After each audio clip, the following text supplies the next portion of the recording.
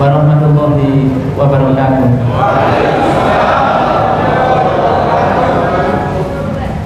Alhamdulillah alladzi qad wafaqa lil ilmi khairu khalqihi wa lidqa. Asyhadu an la ilaha illallah wahdahu la syarikalah wa asyhadu anna Muhammadan abduhu wa rasuluh. Allahumma shalli ala nabiyyina Muhammadin wa ala alihi wa sahbihi ajmain. Wa qala Allah ta'ala fi kitabil karim, a'udzu billahi minasyaitonir rajim. Innallaha yuhibbul ladzina yuqatiluna fi sabilihi shaffa ka'annahum bunyanun marsus. Wa qala Nabi sallallahu alaihi wasallam, sab'atun yudhilluhumullahu fi dhillihi yauma la dhilla illa dhilluh. Al-hadis yang sama-sama kita hormati pimpinan daerah Muhammadiyah Kota Surabaya, pimpinan cabang Muhammadiyah se-Kota Surabaya, para takmir, para ustadz, kiai, ibu-ibu, ustadzah, dan juga yang kami banggakan anak-anak muda, calon penerus kita semuanya, anak-anak yang dinaungi besok oleh Allah kelak di hari kiamat. Karena sekarang ini sedikit sekali anak-anak yang sobo masjid, Bapak, anak-anak muda. Kita masih ingat dulu ketika usia remas, saya dulu mendirikan IRM. IRM itu Ikatan Remaja Masjid. Sebetulnya saya dimarahi teman-teman karena IRM itu singkatannya Ikatan Remaja Muhammadiyah. Yaitu kenapa saya buat begitu, karena bersemangatnya biar ke masjid, sehingga nanti bisa bergerak bersama-sama lewat remaja masjid juga masuk ke dalam IRM. Saya ingat ketika bagaimana kita tidur di masjid yang beralaskan tikar. Karena kenapa masjid sebagai pusat kita? Karena Nabi Muhammad SAW ketika hijrah pertama kali yang dibangun adalah masjid. Sehingga masjid ini yang menjadi pusat pergerakan bagi kita semua. Maka anak-anak muda tidak usah khawatir.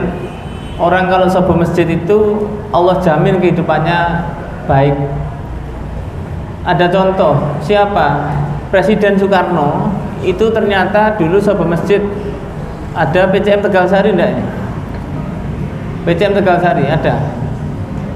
Presiden Soekarno itu singgah di Masjid Soleh. Masjid Soleh di Kali Asin, Pompa.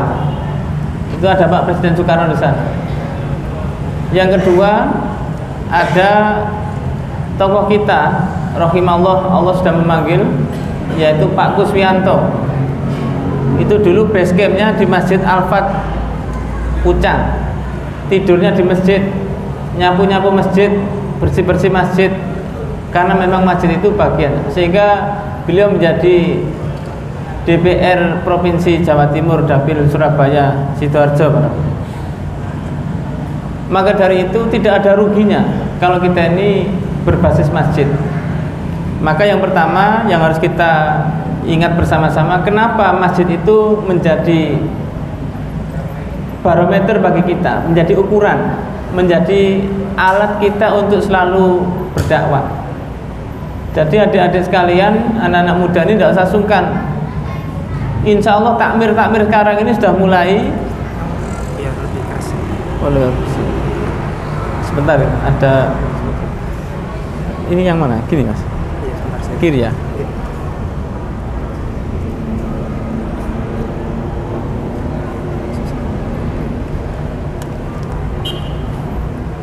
Bentar. Sudah. Ya.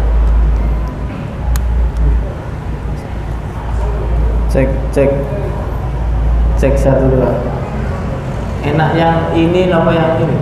Cek. Enak yang pertama ini atau yang ini? Cek. Enak yang kecil. Kenapa yang ini? Dua-duanya. Dua itu enak. Dua itu. Memang di Muhammadiyah itu begitu Pak. Sebetulnya kalau ngomong nambah itu istri sudah lampu hijau, tetapi kadang-kadang lihat perjuangan itu istri itu karena baik orangnya, saya tidak berani untuk menyakiti hatinya gitu. Karena memang sebetulnya sejatinya sudah disiapkan untuk berangkat, tapi tidak tahu perjuangan masih panjang, mungkin yang lain-lain lah yang boleh nambah gitu. Wah, ini sampai lupa bahasa apa ini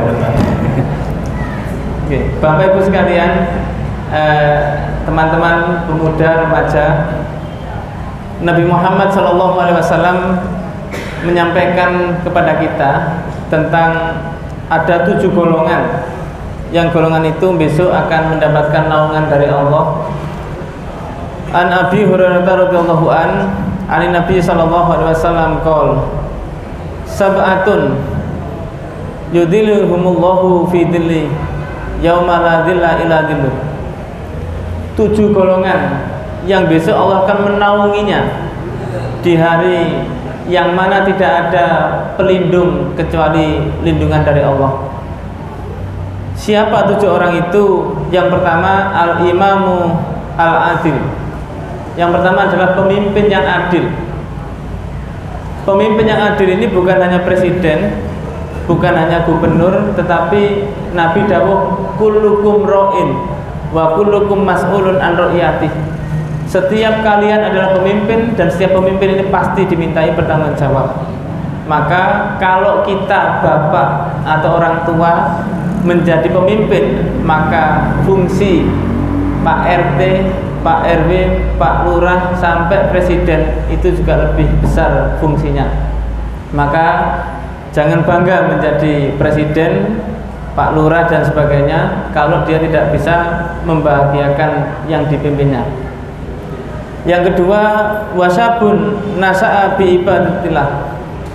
Seorang pemuda yang senantiasa beribadah kepada Allah. Nah ini Pak. Nah ini anak-anak muda. Hati kita ini senang Pak kalau ada anak muda sok ke masjid. Nah ini yang menjadikan kita ini cerah ke depan. Wa rajulun qalbuhu mu'allaqun fil masajid.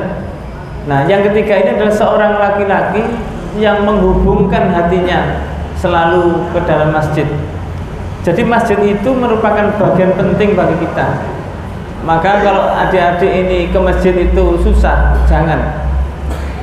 Senanglah ke masjid. Kalau dulu saya ini setiap Sabtu malam Ahad pasti tidur masjid. Orang tua saya mesti tanya, kenapa sih di masjid ada apa? Karena kalau kita dulu tidak tidur masjid hari Sabtu itu sawanen Pak. Orang Jawa itu mengatakan sawanen. Jadi sawanen itu gelisah, tidak enak. Padahal di masjid itu ya kena nyamuk, ya ada nyamuknya banyak. Tapi kalau tidur berjamaah dengan teman-teman di masjid, rasa hati kita ini enak. Tapi sekarang ini kadang anak-anak ini tidurnya tidak di masjid. Ada yang mengatakan takmirnya keren-keren Pak, jadi tidak bisa ke masjid. Nah, tapi kalau saya melihat takmirnya Ittihad ini baik-baik. Yang kemudian dan seterusnya, anak-anak yang bergabung di masjid inilah yang bisa akan mendapatkan naungan. Yang kemudian yang keempat, kalau kita melihat itu warajulani tahabba fillahi ijtima'a alaihi. Ada 2 orang laki-laki yang berjumpa karena Allah, berpisah karena Allah. Itu adalah bagian daripada kita untuk mengingat pada Allah. Yang kelima, warajulun da'athu imra'atun dzata mansibin wa jamalin. Seorang laki-laki yang ditarik oleh seorang perempuan yang mana diajak untuk berzina. Nah, kenapa ini yang objeknya perempuan? Biasanya yang ngajak zina itu kan laki-laki. Tapi ini yang ngajak perempuan. Maknanya adalah ini saking penuhnya, saking ngotoknya. Kalau ada seorang perempuan sedang ngajak zina, kemudian dia mengatakan akhafu ilallah, saya ini takut kepada Allah. Nah, ada orang model begini, lah inilah yang luar biasa. Biasanya yang ngajak itu laki-laki, ayo cepetan, ayo cepetan. Tapi yang ngajak ini perempuan. Ini terjadi di zaman Nabi Yusuf alaihissalam, di mana Zulaikha itu menarik Nabi Yusuf untuk diajak berzina. Yang keenam, warajulun tasaddaqa bi sadaqatin fa akhfaha hatta la ta'lama shimali. Yang keenam adalah seorang laki-laki yang bersedekah kemudian tidak ditampakkan sedekahnya, sehingga ibaratnya tangan kanan memberikan sedekah, tangan kiri tidak tahu. Itu adalah naungan yang keenam. Dan yang ketujuh, di situ warajulun dzakarallaha khalian fafadat ainahu. Seorang laki-laki yang selalu berzikir kepada Allah dan menangis, air matanya keluar. Nah, mungkin kita ini belum bisa merasakan. Tetapi kalau kita ini bisa bangun malam kemudian sholat kepada Allah sepertiga malam akhir itu, tidak ada orang tahu hati kita nangis, inilah nanti naungan Allah juga datang kepada kita. Nah, para hadirin jamaah rahimakumullah, masjid ini merupakan pusat dakwah kita. Jadi bapak-bapak, ibu-ibu, silakan masjid ini dibuat alat untuk kumpul, karena ada fungsi-fungsi masjid yang memang itu jarang kita lakukan. Orang ini tabu Pak, di masjid diskusi ngobrol itu kan, padahal tidak apa-apa. Dulu saya masih muda Mas, itu tak buat nonton sepak bola Liga Champion, itu waktu itu saya tampilkan di masjid. Saya pernah dimarahi Pak Takmir gara-gara itu. Waktu itu saya bantah begini, Pak, yang tidak boleh itu kan nonton TV saat sholat. Nah, saat tidak sholat kan tidak apa-apa. Nah, pada waktu itu saya dimarahi karena dianggap melecehkan masjid. Padahal masjid itu dibuat begitu. Anak-anak setelah nonton Liga Champions itu Pak, sholat subuh berjamaah.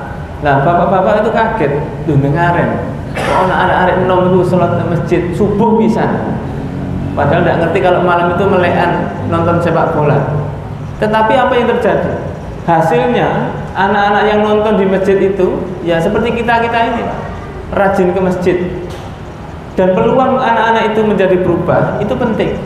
Makanya kemarin saya sampaikan kepada takmir masjid, kalau bisa masjid itu dipasang wifi. Kasih aja wifi tidak apa-apa, tapi dikasih password. Passwordnya apa? Ayo sholat dulu.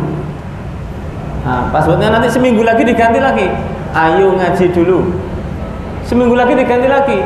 Sampai di kalimat awas mati muda. Nah, ini ternyata anak-anak itu lebih enak diingatkan dengan password wifi daripada diingatkan ayo nih sholat. Tapi lek panjenengan kasih password wifi mesti tanya, Pak, passwordnya apa? Oh, ayo sholat dulu. Besok lagi tanya lagi, ayo ngaji dulu. Besok tanya lagi, awas mati muda. Nah, itu sudah mikir mereka. Nah, berarti lek mati muda ini juga bahaya, karena tidak ada jaminan orang yang tua ini mendahului yang muda. Nah, akhirnya bagaimana para jamaah sekalian? Apa yang kita lakukan kalau sudah tahu faedahnya masjid begitu? Maka yang perlu kita kembangkan adalah satu, bagi takmir, bagi pimpinan pengurus yang kira-kira di masjid, bukalah masjid ini sebagai benteng semua umat. Raup mereka, ajak mereka ke dalam masjid, karena masjid ini kita buka sebagai benteng kita. Silahkan siapapun masukkan, karena niatnya baik, semuanya ditata. Beri kemakmuran masjid itu. Kita punya PR para takmir ini memberikan pencerahan kepada umat lewat masjid, sehingga datangkan para ustadz atau orang-orang yang bisa memberikan pencerahan untuk memberikan jalan keluar. Itu fungsinya. Takmir sama memberikan ruang anak-anak muda, silahkan, tidak apa-apa. Masjid dibuat cangkruan ini boleh. Bedanya Bapak Ibu, kalau cangkruk di masjid dengan di warung itu bedanya begini. Kalau kita buka wifi atau buka YouTube, di masjid itu masih ingat ini anak malaikat. Mau buka situs-situs porno yang tidak benar-benar itu tidak berani, ingat ada malaikat. Tapi kalau di warkop-warkop itu tidak jelas begitu, yang ditonton yang macam-macam. Ya, ini bedanya di situ. Kalau di masjid itu masih ada remnya, karena saya tak pernah lihat ada teman-teman muda itu waktu di warkop mojok nonton berjamaah, bukan sholat berjamaah, nonton berjamaah. Setelah kita lewat, rodok ngintip-ngintip itu, ternyata nontonnya film-film begitu. Ini anak-anak muda. Maka kalau kita lihat masjid dibuat ini, kasih aja wifi, tidak apa-apa. Biarkan mereka senang di sini. Karena ini sebagai pusat dakwah. Nah, sekali tempo nanti diajari yang baik. Nah, ini yang bila perlu di masjid ini keluarkan infaknya, kotak infaknya untuk membeli dispenser. Kasih dispenser, Pak. Kasih kopi, kasih teh, enggak apa-apa. Biarkan anak-anak muda sendiri ngaduk sendiri, ngopi-ngopi sendiri. Minimal kalau dia tuh ngopi di masjid itu ingat, mosok rek enggak bayar-bayar belas. Daripada infak ke warkop-warkop ya, infak ke masjid. Saya dulu tuh seneng nyapu masjid. Nah ini Mas, diingat-ingat, seneng nyapu masjid. Kenapa? Lek ada orang sholat di masjid bersih, oh pahalanya sama double. Karena orang berjamaah sholat bersih itu gara-gara panjenengan nyapu itu. Jadi kami dulu piket masjid, bagian bersihkan masjid. Muadzin jangan diserahkan bapak-bapak. Bukan berarti ngapunten ngenyek bapak-bapak, enggak. Gantian, kasihan bapak-bapak itu. Azan, resik-resik masjid, sudah begitu. Ya, yang muda-muda ini yang bangkit. Jangan sampai diserahkan bapak-bapak semua. Yang azan, yang muda, nafas sisik panjang. Allahu Akbar, Allahu Akbar. Nah, kadang-kadang bapak-bapak ini bukan apa-apa. Karena memang tenaganya berbeda. Maka fungsinya takmir begitu. Nah, sekarang kembali ke anak-anak muda, karena ini bagaimanapun masjid ini menjadi kebahagiaan kita. Kalau adik-adik remaja-remaja masjid ini mau menghidupkan masjid dengan baik, maka hasilnya ini juga akan menjadi baik pula. Nah, dekatkan diri Anda kepada masjid, ajak siapapun anak-anak muda di antara kalian, ajak. Saya ini dulu senangannya menjadi ketua remas. Nah, di remas itu saya mengajak siapapun, saya ajak. Anaknya siapapun saya ajak. Pokoknya remaja saya ajak ke masjid. Nah, saya ajak ke masjid, saya buat namanya IRM tadi, Ikatan Remaja Masjid. Nah, tujuan saya apa? Karena menghimpun anak-anak muda ini penting. Sehingga masjid ini tidak sunyi daripada anak-anak muda. Nah, bahkan sekarang ini di masjid kami juga begitu. Banyak anak-anak muda. Nah, fungsinya adik-adik sekalian ini adalah Anda sebagai agent of change, agen perubahan.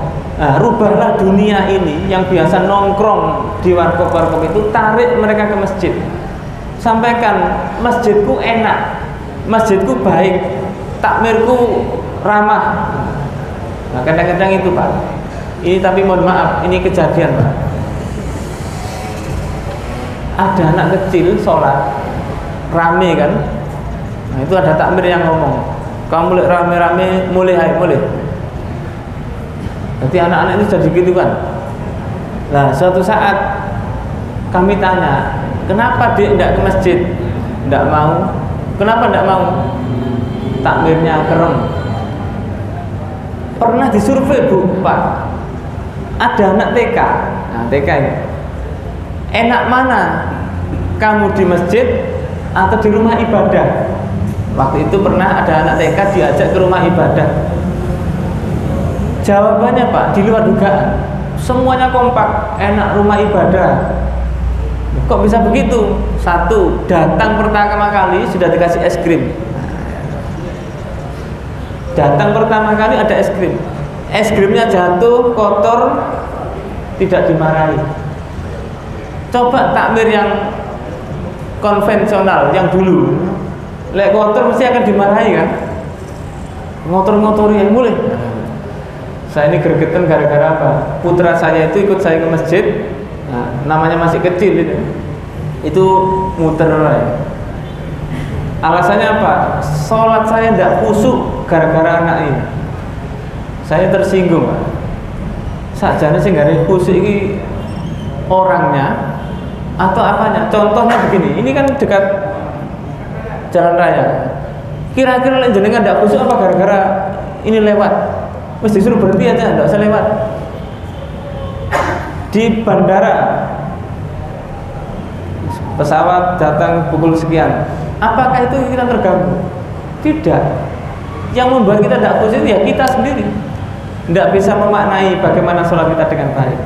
Maka dari itu, adik-adik, pemuda, remaja, ayo kita ini bersemangat. Masjid ini rumah Anda yang harus kita kembangkan bersama-sama. Kita harus bangkit bareng-bareng untuk memakmurkan masjid ini. Bila perlu, panggil kami anak-anak muda ini yang mungkin ngajak ngaji bersama-sama. Karena di masjid itu indah. Suatu saat bila perlu kita mikir, ya Allah, matikanlah saya besok di masjid. Indah pada waktu kita ini meninggal dalam keadaan sujud di masjid, alangkah indahnya. Nah, kalau begitu saya ingat Pak Kiai di pondok pesantren itu ngimami jamaah para santrinya di masjid, ngimami sholat. Sudah rakaat akhir tidak bangkit-bangkit, Pak. Mungkin mikirnya para santri, Pak Kiai berdoa. Nah, kalau sujud itu suwi, Pak. Kok sampai 15 menit nggak bangkit-bangkit, itu mulai berundel. Niki Pak Kiai ini apa? Nah, ternyata ada santri yang rotok banggil. Rotok banggil itu santrinya mutung mufarokoh dari jamaah. Nah, ngomong ke Bunyai, Pak Kiai sujudnya kok lama, Bunyai. Nah, gimana ini, Pak? Akhirnya Bunyai itu memberanikan diri nepuk Pak Yai. Ternyata Pak Yainya meninggal setelah ditemplek. Indahnya meninggal dalam keadaan sujud di dalam masjid. Nah, ini kalau sudah kita lihat begitu, hati kita ini enak. Karena yang kita cari besok itu adalah kenikmatan ketika kita ini kembali kepada Allah dalam keadaan husnul khotimah. Maka ketika kita ini kepingin keadaannya husnul khotimah, maka kembalikan semua itu ke masjid. Karena bagaimanapun masjid ini adalah fungsi kita ini untuk bergerak, masjid ini adalah fungsi kita ini untuk berjamaah, dan masjid ini adalah fungsi untuk kita melakukan kemenangan. Dan sebagai penutup, kalau kita melihat begini Bapak Ibu, jenengan kumpul begini, maka tidak ada umat Islam itu kalah. Umat Islam ini akan menang. Al-jama'atu rahmatun wal furqatu adzabun. Al-jama'atu utawi jamaah rahmatun itu akan mendapatkan rahmat. Wal furqatu utawi berpisah adzabun itu akan mendapatkan azab. Nah, jadi kalau kita ini berjamaah betul, jadi jamaah ini jangan hanya di masjid berjamaah, di luar masjid pun juga berjamaah. Andaikan satu barisan seperti ini, perekonomiannya ditata, sampai politiknya ditata, kita akan menang. Yang ditunggu-tunggu adalah ini, persatuan umat Islam lewat masjid. Jadi Nabi Muhammad itu ngatur strategi, ngatur apapun di masjid. Maka jenengan tidak usah sungkan-sungkan, masjid ini dibuat alat untuk berdakwah, alat untuk bersatu.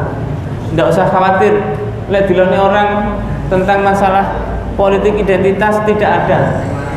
Karena ini adalah perjuangan kita. Tidak apa-apa, jenengan ini boleh kok ngomong di sini, boleh, tidak masalah. Yang tidak boleh jenengan ngomong makar, tidak boleh.